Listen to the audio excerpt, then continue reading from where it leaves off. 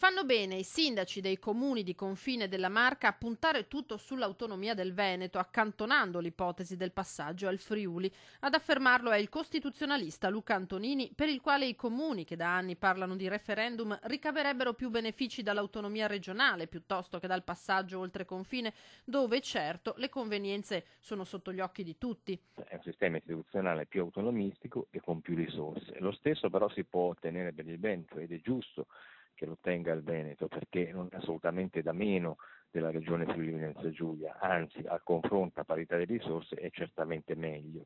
Quindi diciamo, questo che sta succedendo deve essere uno sprone per il governo e capire che il sistema non regge più. Ne è convinta anche il sindaco di Meduna di Livenza, Marica Fantuz, promotrice 9 anni fa proprio del referendum per il passaggio al Friuli. L'idea del referendum promosso nel 2008 è nata assolutamente come forma di protesta che voleva provocare un attimino lo Stato centrale per sottolineare le disuguaglianze che i residenti dei comuni di confine registrano giorno dopo giorno. Il referendum sì sull'autonomia del 22 credo sia determinante per dare risposte concrete e eliminare di fatto le disuguaglianze, le differenze che lamentavamo nel 2008 con la richiesta di passaggio in Friuli. Questa sia un'occasione storica, se qualcuno fosse riuscito a farlo 20 anni fa probabilmente oggi saremmo autonomi e comunque sicuramente non avremmo fatto di sicuro il referendum nel 2008, è un'occasione storica, io ci credo, la Costituzione lo prevede e quindi la nostra battaglia oggi sarà questa, insomma, per l'autonomia.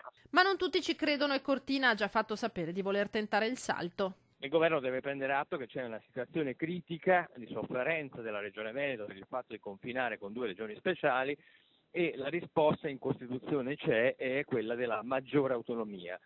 Se noi venisse realizzato il progetto presentato dal Veneto non converrebbe a nessuno spostarsi dall'altra parte.